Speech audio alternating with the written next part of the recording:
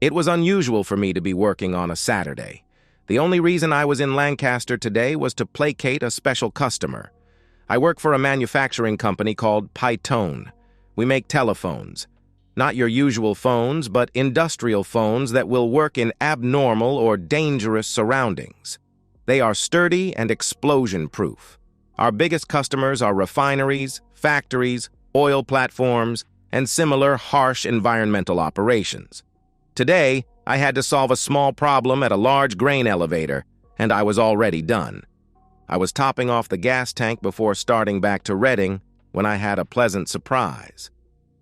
"Terry Harrison, what are you doing down here today?" It was Monica Whitmer, an old family friend. Monica and her husband Brian used to live just outside of Redding, and we had socialized on several occasions. It had been a while, and it was good to see her. "Hi, Monica. Just here for half a day doing a little work in Mannheim. How have you guys been?" We made small talk for about 10 minutes, and I ended up following her to their house for a family barbecue. Monica was from the coal regions, and Brian and his family were from Lancaster. Most of the people at the gathering were Brian's relatives.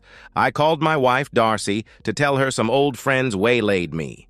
She and Monica then spent 10 minutes chatting. I felt better letting my wife know I was delayed. It was a non-eventful gathering except for one small thing. I was introduced to Brian's father and 2 brothers, as well as a half-dozen offspring. Each one of them had the same smile.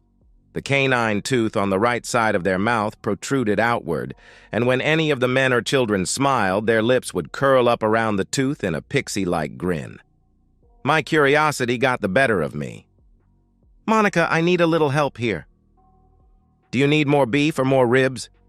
No, I'm fine. I was just wondering about the unique smile that all the kids have, and also Brian and his brothers." "Oh, you noticed. It's hard not to, especially when you have a whole group of them together. It is a gene thing. Brian, his brothers, and their father all have the funny little tooth in the front.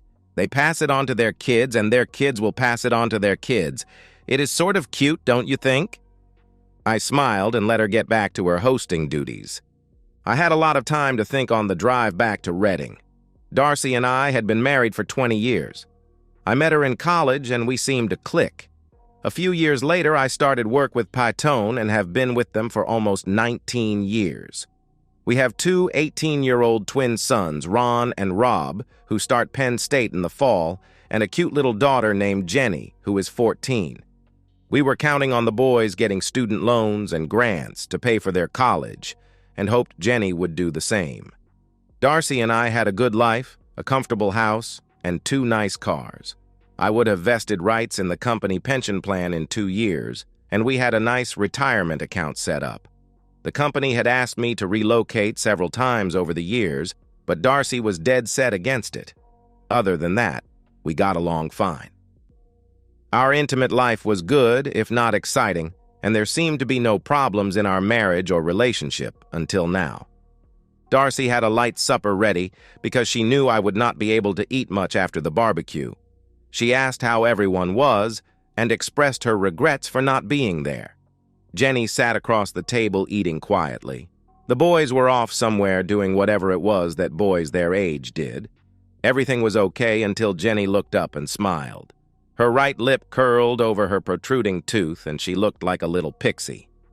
I lost my appetite completely and excused myself from the table. There was no doubt in my mind that Jenny was Brian's daughter. It was about the time that Darcy got pregnant with Jenny that our intimate life and our relationship in general started to cool down. Darcy never denied me intimacy, but the spark and the passion were missing. I assumed it was a natural thing and didn't dwell on it too much. I had gotten used to the mediocre lovemaking and expected it would stay that way for the rest of our lives. I wanted more and would have enjoyed more, but did not want to become a nag about it. Now it all became clear on a different level. From her frequent trips to Lancaster over the past 15 years, I could only conclude that the affair was ongoing. I do not have a confrontational nature, but I felt I would have to mention it to Darcy, and I was hoping I could do it in a civilized manner. Hundreds of other questions started to form in my mind, and by bedtime I was a complete wreck. I told Darcy I wasn't feeling well from all the greasy food and slept on the sofa that night. I spent the whole next day in the garage working on unnecessary projects that I had let go for too long. I was trying to kill time and think. The possibilities were endless. I had to take some action, and it had to result in some sort of satisfaction. I wasn't prone to revenge, but I did want to limit any chance that my actions would somehow benefit Darcy and her lover. My first consideration was taking care of the boys. Even though Jenny was not mine, I still loved her and didn't want to do anything to hurt her. While I didn't want to hurt Darcy, I also wanted to make sure I didn't end up supporting her and Brian for the rest of my life. I knew for a fact that I didn't want to spend any more time with Darcy than I had to. Her reaction at the time of the confrontation would probably determine what I would be doing in the next few days. I decided the best time would be after Sunday supper. Darcy was a pretty good cook, and supper that night was great as usual. Ron and Rod excused themselves before dessert to go see some friends. Jenny finished her dessert, and after she went to the living room, it was just Darcy and I sitting with coffee. "Something has been on your mind all day, Terry? Want to tell me what it is?" I guess I was being a little obvious with my brooding. I was just wondering how long we were going to wait before we told Jenny who her real father was. I didn't know how else to bring it up. There was a long pause at the other end of the table, followed by a deep sigh. "It is amazing how long it took you to figure it out." She remained stoic as her eyes went from the middle of the table up to mine. "I don't think she has to know until she is at least 18, or she has some sort of medical problem where it becomes necessary. Everything is fine just as it is. We can't accomplish anything by telling her now." "Is that fair?" I asked. "Fair to who? A stable family life is important to a girl her age. She doesn't need to know. I'll tell her when the time comes. For now, just keep your mouth shut." I was amazed. I had just told my wife that I was aware of her infidelity, and she ended up dominating the conversation and making demands on me. In my mind, she was supposed to be apologetic and sorry for what she had done, but that is not how it was going. She was acting as if she did nothing wrong, and everything was going to continue as it was, whether I liked it or not. My first reaction was to jump down her throat, but it was about that time that I saw a slight movement in the hallway by the dining room. Jenny had been listening to our conversation. As I paused, I could hear her scurrying away. I decided to lay back and take a calm approach. "Should we consider a divorce?" "I just said it was important to maintain a stable family environment for a few more years. A divorce is out of the question. What would Jenny and I do if we separated? I think it would be better to wait a while until she is older and everything is stable financially." Things suddenly became clearer. In 2 years, I would have vested rights in the company retirement fund. In addition to part of my salary, Darcy would also be entitled to part of my retirement plan when she turned 65. The cheating woman was planning ahead, way ahead. I had a lot of thinking to do now. I sat still, saying nothing. At least we don't have to endure the pity intimacy anymore. That is a relief. "What are you talking about?" "For the last 15 years, I have been having intimacy with you whenever you wanted it, so that you would not become suspicious. It went on a lot longer than I thought it would because you were so damn slow in figuring it out. At least that is all over now. We don't have to pretend anymore. I will probably be taking more trips to Lancaster from now on also." I sat for a few more minutes and neither of us said anything. "I'll move my stuff in the guest room while you and Jenny do the dishes. I don't want to impose on you any more than I have to." "You're acting like a spoiled brat, Terry. We can share the same bedroom without having intimacy. It is better for the kids." I didn't reply. The guest room had a sofa bed that was uncomfortable as hell, but I didn't have to sleep with the cheating woman anymore. I was up and out of the house before anybody else had even stirred. I didn't want to have to answer any questions about the sleeping arrangements with the kids. After grabbing a quick dinner breakfast, I headed for work. I was lying awake most of the night making plans. It would be a busy day. My bosses at Python were more than happy to talk to me. I spent the entire morning adjusting and readjusting arrangements before cleaning out my desk and leaving for lunch. As I was finishing off a large steak sandwich, I realized that I was smiling to myself like an idiot. Things were off to a good start. I spent the rest of the afternoon at the bank, my insurance agent's office, and job hunting. I got home at about 3, which was unusual for me. "What the hell are you doing home so early?" "I quit my job." "What? You love that job. Why in the world would you quit?" She paused for a second, waiting for a reply that didn't come. "Are you still upset about last night?" "No, I just decided I was working too hard and wanted a change. I got a new job at DS Brown's starting tomorrow." "The feed mill? What the hell are you going to be doing working at a feed mill?" "Loading and loading trucks and freight cars. No hassles and no responsibilities. I am hoping to lose a little weight also." "That's the stupidest thing I ever heard of. How are we going to pay for the boys' college? That job can't pay more than minimum wage. I don't understand what got into your head. What happened to your pension?" "Gone. I needed 20 years to lock it in and didn't have it." "Did you get severance pay? How about your vacation pay and sick leave?" No, and no. In order to get accrued sick leave or vacation pay, you have to give 60 days notice.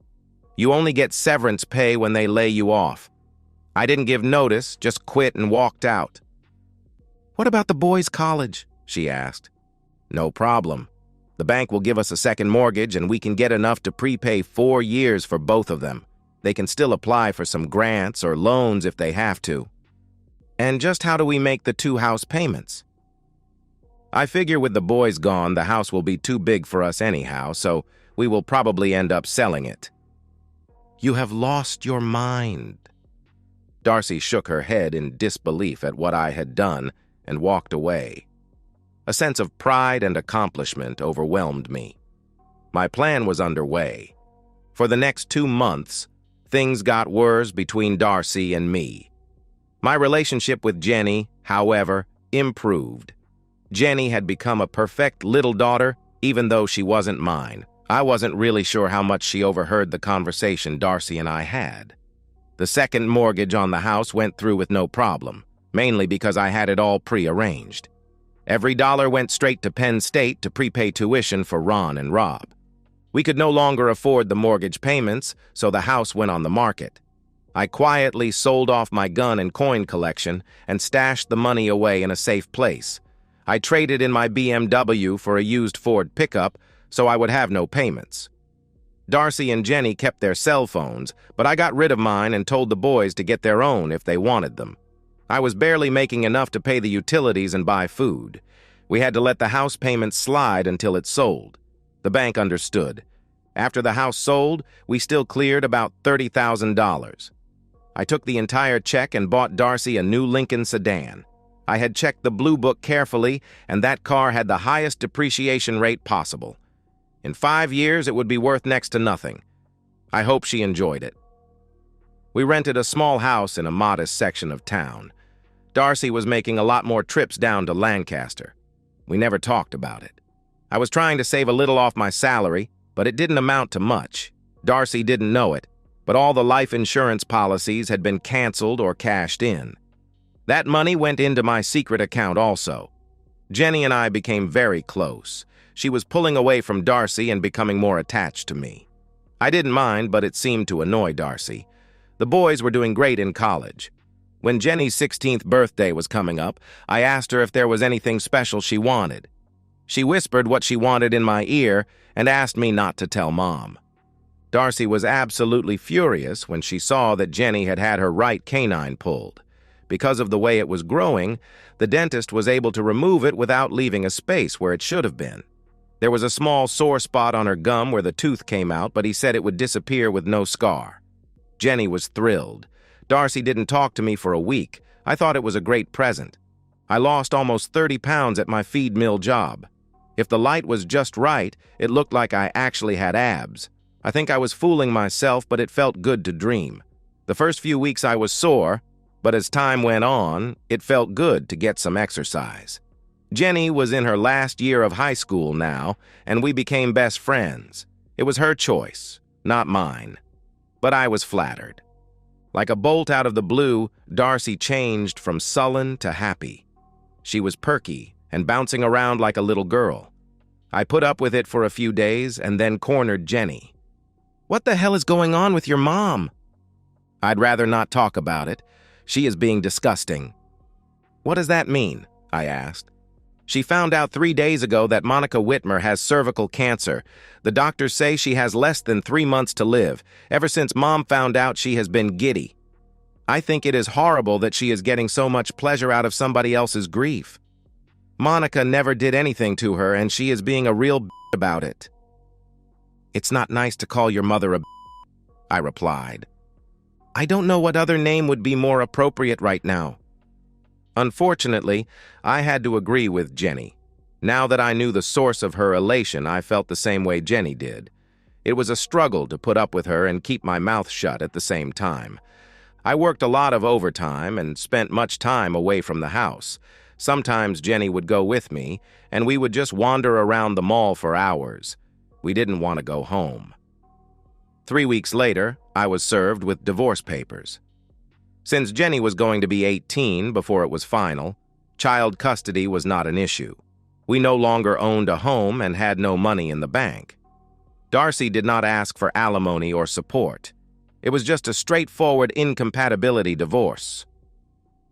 I signed the papers as they were and quit my job at the feed mill. I stopped by the Python offices and then made a quick detour by the bank before going home. Darcy was not at home. Jenny said she went to Lancaster to console Monica for a few days. We both snickered a little at that. I gave Jenny an envelope with $10,000 in it. I apologized that it wasn't more, but promised to send some at a later date. I explained that I had to leave and that she would be fine with her mother. She was not happy, but helped me pack the truck anyway. Darcy could take care of whatever had to be done about the house after I was gone. I had no idea what Jenny's plans were after high school. Jenny volunteered to tell the twins about the separation, but she said she could not be unbiased. 6 weeks after I left, Monica Whitmer died. My friend Tom Kalita lived in a double-wide modular home by the Ocala National Forest near Silver Springs, Florida. He actually lived in Moss Bluff, but no one has ever heard of that. He retired from the Air Force, and he and his wife, Wanda, spent most of their time fishing and going to yard sales. Tom had been after me for several years to come down and visit. It was nice to have a place to go to. I was always fascinated by the fishing shows on TV, where they would catch monster fish using ridiculous lures. Tom spent the next few weeks proving it was real. He taught me how to scoot a jigger bug over the top of the lily pads. It was exhilarating to see the large mouths swoop out of the water after the annoying intruders. It was fun for the first few months, but then it started to get old. I had heard nothing from home, mainly because no one knew where I was. I was counting the days till the divorce would be final. Tom and Wanda were fully aware of what was going on and were very supportive. The day after the divorce was to be final, Tom and Wanda were going to drive me to the international airport in Orlando. I wasn't taking much, so packing was no problem. I left Tom the Ford pickup as a thank you for putting up with me. That was when things took a strange turn. Before we could get out of the driveway, a black SUV pulled in behind us. Tom had no idea who they were. Clyde Green introduced himself and his friend, Dave Fielding, as FBI agents. "We are looking for Terry Harrison. Can you help us out?" Agent Green appeared to be the spokesman. I didn't say anything, but just raised my hand slightly. "Mr. Harrison, we need a few minutes of your time. Can you help us out?" "Of course.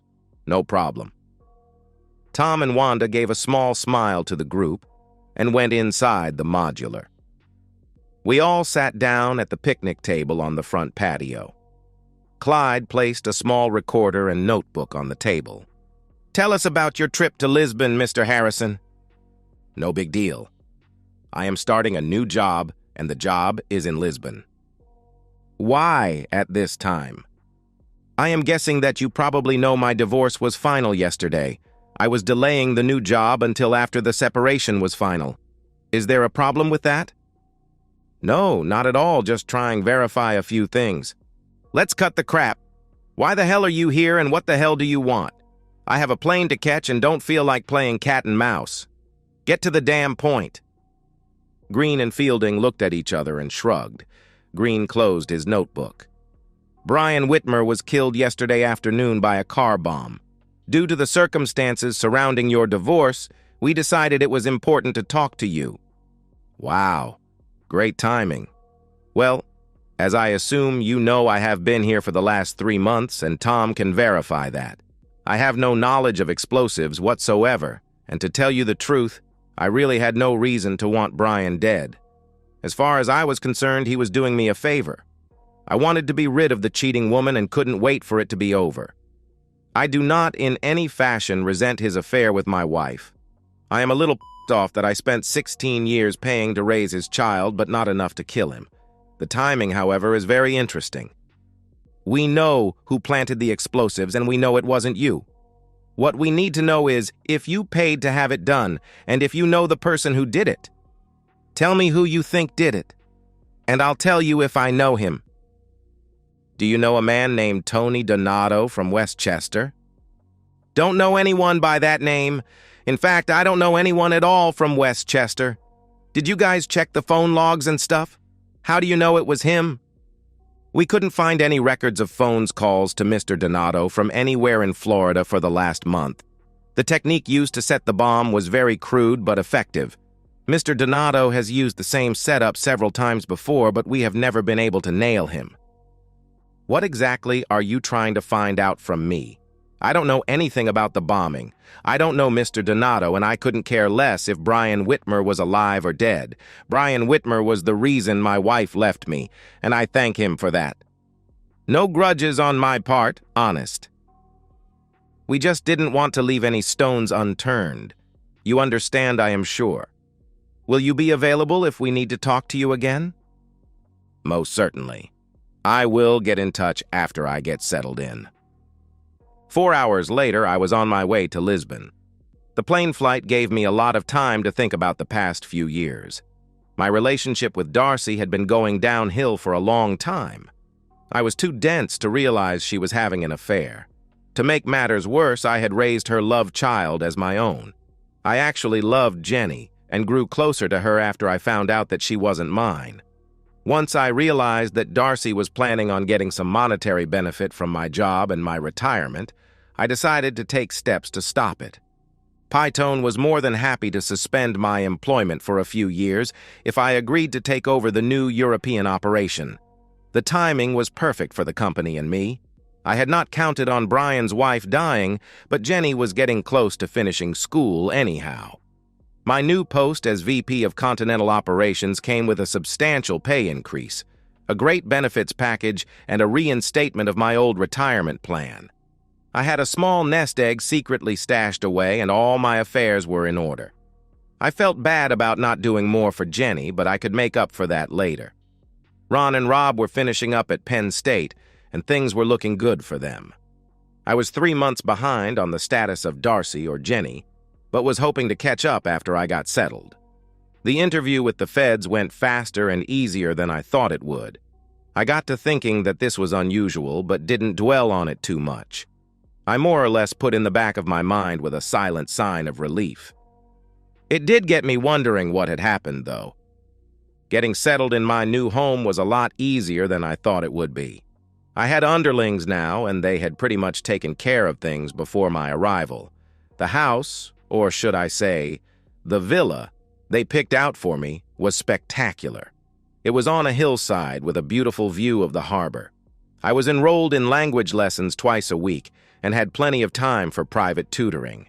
As they say, life was good. For some reason or another, I had not contacted Jenny or Darcy.